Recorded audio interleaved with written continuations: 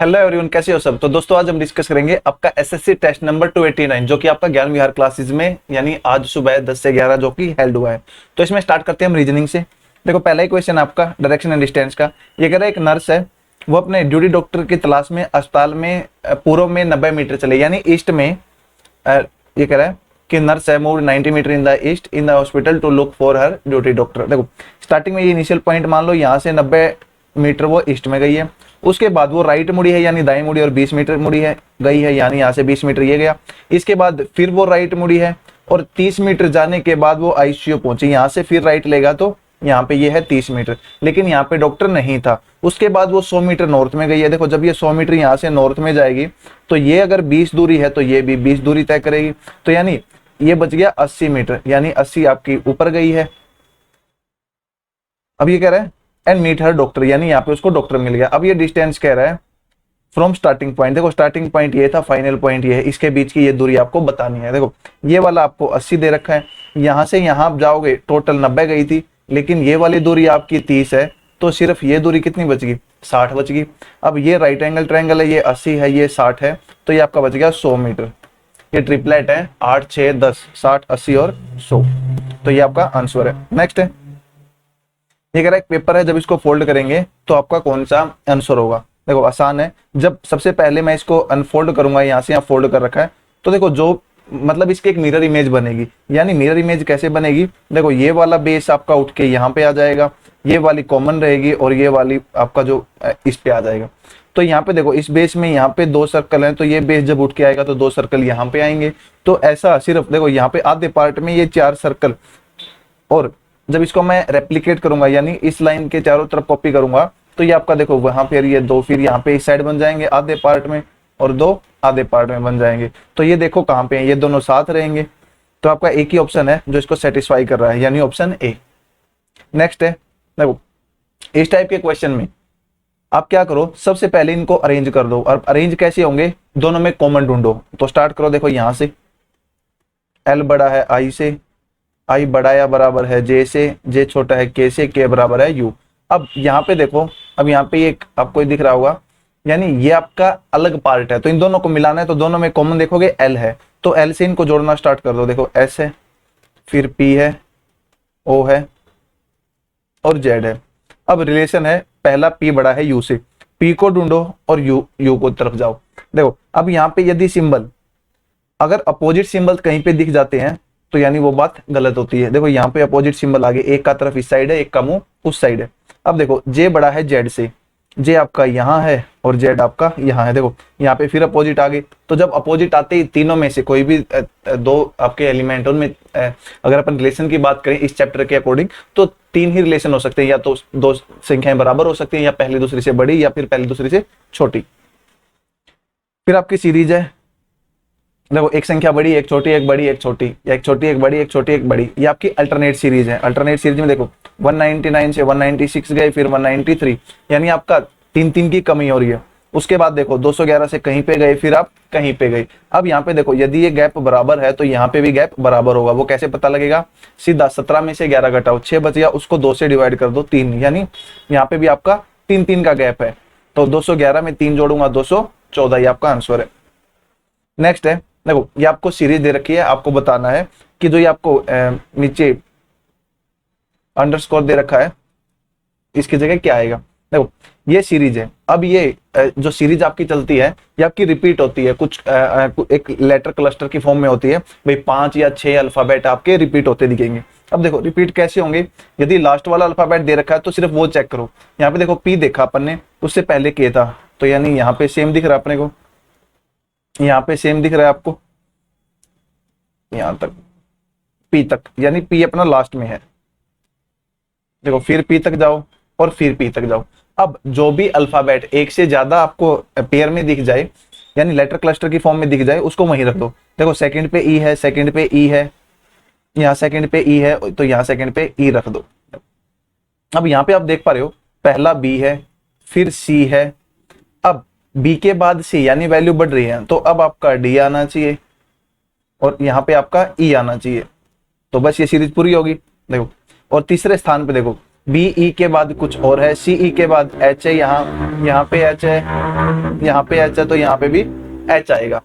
तो अब देखो कौन सा आपका है, स्टार्टिंग में HEDE, HEDE, ये आपका आंसर है। आपको ढूंढना है कि ये जो डायग्राम है ये आपका कहाँ छिपा हुआ है। देखो सीधा दिख रहा है यहाँ पे, ये यहाँ से आया, उसके बाद यहाँ गया, फिर यहाँ आया, फिर यहाँ पे गया और यहाँ गया।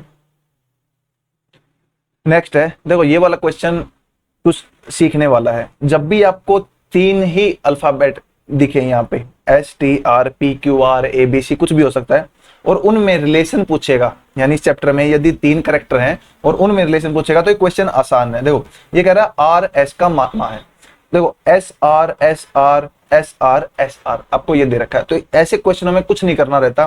देखो यदि RS का मामा होगा तो R यहाँ पे होगा, वो मेल होगा। अब R की कोई बहन होगी, वो S की माँ होगी।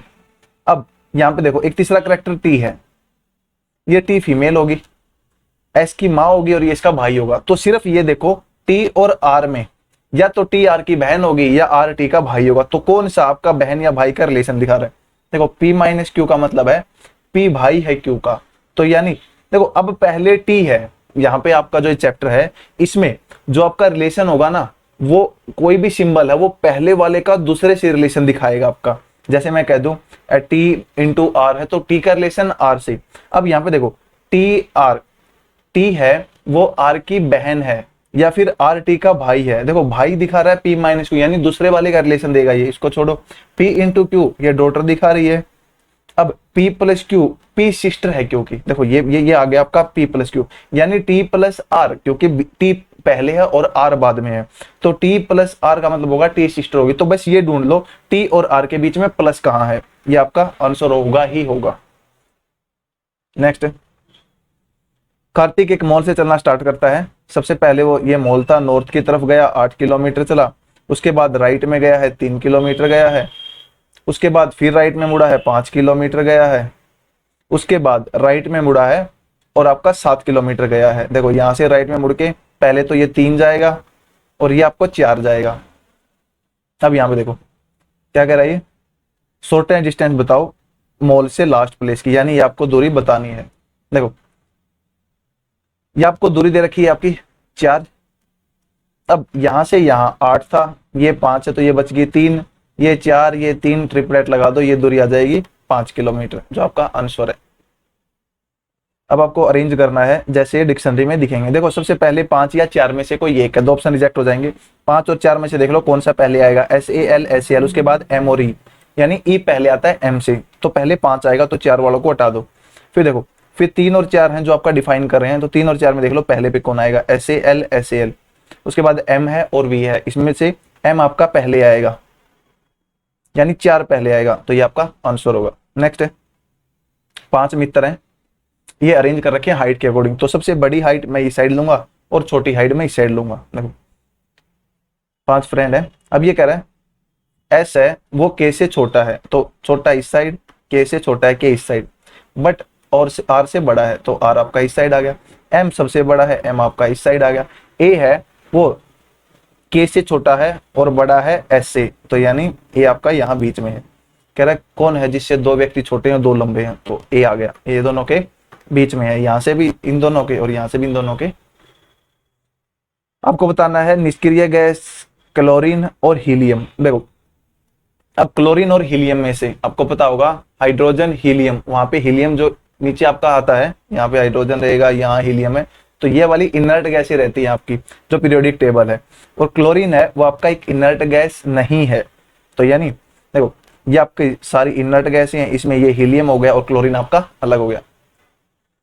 फिर आपको अरेंज करना है ये लॉजिकल ऑर्डर में। देखो logical, probation, promotion, job, interview, confirmation. देखो सबसे पहले जब अपन नौकरी के लिए जाएंगे तो अपना होता है इंटरव्यू।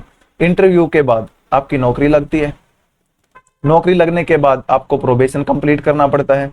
प्रोबेशन कंप्लीट हो जाएगा वैसे ही आप कंफर्म हो जाओगे उस पोस्ट के लिए, और जैसे ही कंफर्म हो जाओगे आप एलिजिबल हो जाओगे प्रमोशन के लिए। तो 4 3 1 5 2 डी आपका आंसर है। नेक्स्ट है, आपको बताना क्वेश्चन मार्क की जगह क्या आएगा। देखो 108 है और ये है, ये 108 का स्क्वायर है, 108 का स्क्वायर है, ये है 116 64। देखो 3 डिजिट की कोई संख्या है 100 के आसपास, उसका स्क्वायर कैसे निकालते हैं? सबसे पहले तो देखो भाई ये आपकी 100 से कितनी ज्यादा है, आप देखोगे 100 से 8 ज्यादा, उसका स्क्वायर लिख दो 64, 2 डिजिट तक। फिर जितनी ये 100 से ज्यादा है इसमें वही चीज ऐड कर दो, 108 प्लस 8 116, 116 64 आ गया। ऐसे ही 107 का बताना है, पहले तो 107 100 से कितनी ज्यादा है 7, उसका स्क्वायर 49, और 107 में 7 ऐड कर दो, ये हो जाएगा 114। तो 114 49 आपका, सॉरी 114 49 आपका आंसर। नेक्स्ट है आपको बताना है कि लेटर क्लस्टर है वो आपका क्या आएगा, यानी जो चार्जर का जो रिलेशन है वो आपको दे रखा है D G B Q H D S, और यहाँ बताना है सेलुलर के बाद क्या आएगा। देखो यहाँ पे देख पा रहे हो सी से डी एक ऐड गया, फिर यहाँ पे एक माइनस हो गया, यहाँ प्लस एक माइनस एक प्लस एक माइनस एक और प्लस एक, सेम पैटर्न आपको यहाँ दिखेगा। तो सी में एक ऐड करेंगे डी, ई में से एक कम करेंगे डी, फिर आपका एल से एक ऐड करेंगे एम आएगा, और एल से एक कम करेंगे के आएगा। तो डी डी एम के, देखो ये कहाँ पे दिख रहा है, इसको काट दो इसको काट दो, डी डी एम के और डी डी एम के। बस एक बताना है आपको आंसर आ जाएगा। देखो 1 2 3 4 हो चुका है, प्लस माइनस, अब प्लस आएगा तो यू आपका यू है, यू के बाद क्या आता है वी आता है, तो ये आपका आंसर। ये कह रहा है कि किन दो चिन्हों को आपस में बदलने से जो समीकरण आपका वो सही होगा। देखो यदि अपन इसमें देखें ये 25 है, यहाँ 20 लेके आना है, यानी यहाँ पे वैल्यू कम करनी है। अब यदि मैं इसको कम करें 18 डिवाइड बाय 2, दोनों में से आ गया 5, यानी 5 है, यदि मैं यहाँ माइनस कर दूंगा तो ये वैल्यू कुछ कम होगी। अब माइनस देखो कहाँ कहाँ रिप्लेस कर रहा है, एक तो डिवाइड के साथ कर रहा है, एक प्लेस के साथ कर रहा है, तो यहाँ पे कुछ फर्क पड़ेगा नहीं। यहाँ पे अगर घटाना है तो यहाँ पे माइनस लेके आना पड़ेगा, तो ये ऑप्शन रख के देखो एक बार, 25 माइनस 18 डिवाइड बाई 2 प्लस 4 9। अब देखो ये -5 बच गया, और 25 माइनस 5 आपका 20, ये आपका आंसर है। नेक्स्ट है कि आपका डाइस का क्वेश्चन है। अब कह रहा है कौन से विपरीत होंगे, तो देखो ये जो बाहर वाले हैं ये आपस में विपरीत रहते हैं, डॉलर एंड के साथ, परसेंट प्लस के साथ। देखो कौन सा है आपका, जैसे बनेगा ये है से ये एट द रेट के अपोजिट है, उसके बाद बच गया डॉलर, डॉलर एंड के साथ है और परसेंटेज प्लस के साथ है। ये ऑप्शन जहां भी दिखे वो आपका आंसर है। देखो पहला है एट द रेट और परसेंट काट दो, हैश और एट द रेट, ये आपका आंसर है। फिर कह रहा है सभी बच्चे हैं वो क्लास 5 में पढ़ते हैं, कुछ बच्चे कोचिंग जाते हैं और कुछ बच्चे हैं वो ब्रिलियंट हैं। देखो ये क्लास 5 है, सभी बच्चे यानी सभी बच्चे चिल्ड्रन आपके इसके अंदर ही हैं, कोई भी चिल्ड्रन क्लास 5 से बाहर नहीं है। कह रहा है कुछ बच्चे हैं वो कोचिंग जाते हैं। देखो अब कोचिंग जाने वाले आपके ये हैं, कोचिंग जाने वाले जो कोचिंग जाते हैं। अब कुछ बच्चे, देखो सारे बच्चे इसके अंदर है, ये जो बच्चे हैं वो कोचिंग जाते हैं, यानी ये चिल्ड्रन मान लो ये क्लास 5 के अंदर है चिल्ड्रन सारे। कह रहा है कुछ चिल्ड्रन है वो ब्रिलियंट है। देखो ये भी ब्रिलियंट हो सकते हैं, ये भी हो सकते हैं, ये भी हो सकते हैं, कोई भी हो सकते हैं, ये भी ब्रिलियंट और ये भी ब्रिलियंट। कैसे बना सकते हो आप ब्रिलियंट का, मान लो ये ब्रिलियंट है, हो सकता है कुछ बड़े भी ब्रिलियंट हो। ये कह रहा है कुछ बच्चे ब्रिलियंट है, बाकी ब्रिलियंट के बारे में नहीं कहा गया। अब कंक्लूजन देखो, ये कह रहा है सभी बच्चे जो कोचिंग जाते हैं ब्रिलियंट है, यानी ये वाले बच्चे जो कोचिंग जाते हैं ये ब्रिलियंट है। देखो ये हो भी सकते हैं नहीं भी हो सकते हैं, क्यों? क्योंकि इनके में रिलेशन दे नहीं रखा है कि जो कोचिंग जाते हैं वही ब्रिलियंट है या जो कोचिंग नहीं जाते वो भी ब्रिलियंट है, तो ये गलत है। फिर कह रहा है बच्चे जो कोचिंग जाते हैं वो कक्षा 5 में पढ़ते हैं। देखो ये कह रहा है, पहली लाइन ही कह रहा है सभी बच्चे कक्षा 5 में पढ़ते हैं, तो चाहे वो कोचिंग जाएं या फिर कोचिंग ना जाएं वो कक्षा 5 में पढ़ते हैं, तो कोचिंग जाने वाले भी कोचिंग ना जाने वाले भी 5 में हैं, ये सही है। फिर कह रहा है सभी बच्चे जो कक्षा 5 में पढ़ते हैं ब्रिलियंट नहीं है, ये गलत है। क्यों? क्योंकि ये देखो ये बच्चे आपके ब्रिलियंट और ये कक्षा 5 में पढ़ते हैं, तो यानी सिर्फ कंक्लूजन 2 आपका फॉलो कर रहा है।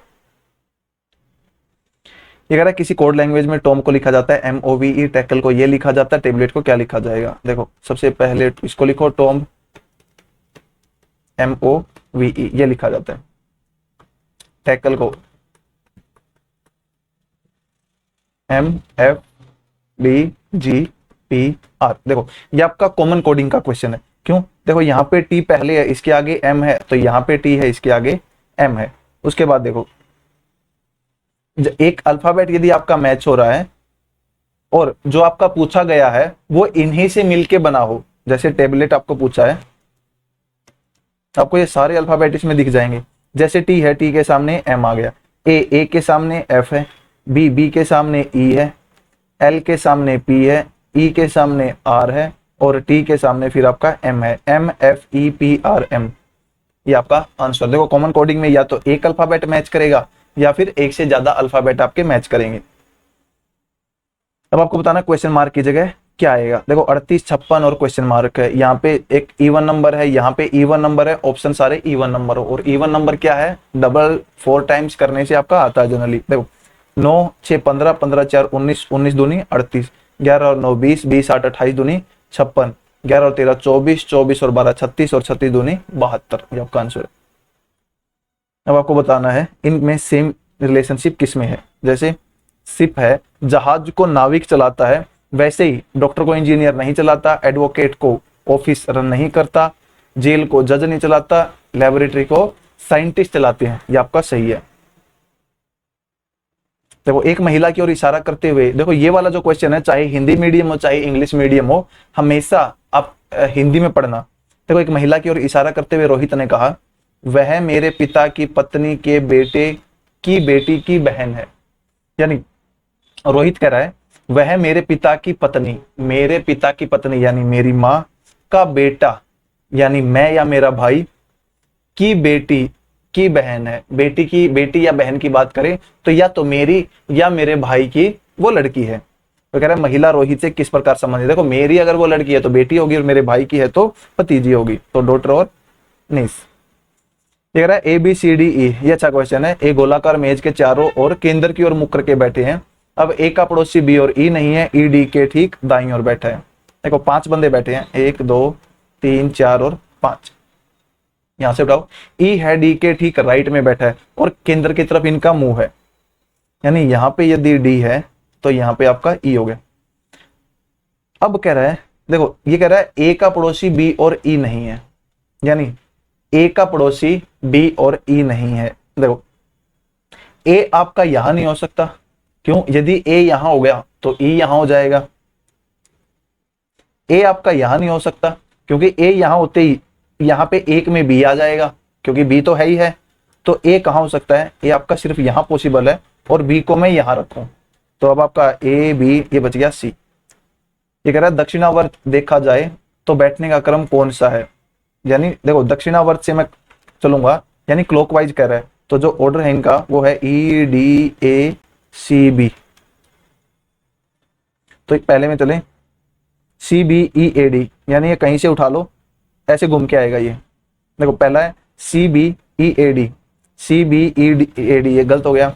ए C B D E, A C B ये भी गलत हो गया। फिर है D A C E B, D A C E B ये भी गलत हो गया। फिर है बी ई डी ए सी, ये आपका सही है। ये कह रहा है कक्षा में 40 छात्र हैं, कुछ परीक्षा में उत्तीर्ण हुए, कुछ असफल रहे। उत्तीर्ण होने वालों में रमन की रैंक ऊपर से 13वीं है, नीचे से 70वीं है। देखो किसी एक व्यक्ति की रैंक ऊपर और नीचे से दे रखी हो तो हम टोटल बता सकते हैं क्लास में कितने व्यक्ति हैं। अब यहाँ पे देखो डाटा 2 दे रखा है, वो पास होने वालों का है, क्योंकि यहाँ पे देखोगे उत्तीर्ण होने वाले छात्रों में रैंक कितनी है। देखो टोटल यहाँ पे आ जाएंगे जो पास हुए हैं यानी उत्तीर्ण हुए हैं, वो हो जाएंगे 13 + 17 - 1, ये आ गया 13 और 17 30, 30 में से 1 गया 29, टोटल 40 थे, 40 में से 29 पास हो गए, तो फेल कितने हो गए 11, ये आंसर। ये कह रहा है मिरर को जब प्लेस किया जाएगा तो आंसर कौन सा होगा। देखो जो आंसर नहीं हो सकता उसको तो सीधा काट दो, ये वाला तो कट गया सीधा। अब देखो यहाँ पे ये 2 लाइनें हैं, तो ये 2 लाइन आपको इस साइड दिखेंगी, यानी ये देखो सेम दिख रहे हैं। अब सिर्फ ट्रायंगल पे फोकस करो कि जो इसके पास जो ट्रायंगल दिखेंगे आपको वो ऐसे दिखेंगे, ये यहाँ से, ये यहाँ से। अब यहाँ पे आप देखोगे इन ट्रायंगल का फेस है वो एक दूसरे की तरफ है, इसको काट दो। अब इसमें तो देखो यहाँ पे देखो ये ट्रायंगल एक का ऊपर हो गया फेस, एक का नीचे हो गया, इसको काट दो, तो एक ही ऑप्शन बच गया जो आपका आंसर है। फिर कह रहा है प्राइम मिनिस्टर ने क्लियर किया है कि गवर्नमेंट है वो एफर्ट बनाएगी जो पुअर फार्मर है उनकी कंडीशन के लिए, अपलिफ्टमेंट के लिए, और उनके पेंशन की घोषणा की है। यानी स्पष्ट किया है कि सरकार गरीब किसानों के उत्थान के लिए ठोस प्रयास करेगी और वार्षिक पेंशन की घोषणा की है। अब कंक्लूजन देखो, सरकार समझती है कि गरीब किसानों की स्थिति पर तत्काल ध्यान देने की आवश्यकता है। देखो यदि ये सही है तभी तो उन्होंने कहा है कि ठोस प्रयास करेंगे, और पेंशन की घोषणा, पेंशन की कब करेंगे, जब उनकी कंडीशन खराब होगी। दूसरा, समाज के अन्य वर्गों के लिए कोई लाभ घोषित नहीं किया है। देखो यहाँ पे जो प्रधानमंत्री ने भाषण दिया है उसमें सिर्फ और सिर्फ किसानों के बारे में बताया गया ऊपर, बाकी भाषण में क्या कहा गया और दूसरे वर्गों के बारे में हो सकता है उनके बारे में कहा गया हो, ना कहा गया हो, तो अपन ये नहीं बता सकते कि उनके बारे में ये कहा गया, उनके बारे में ये नहीं कहा।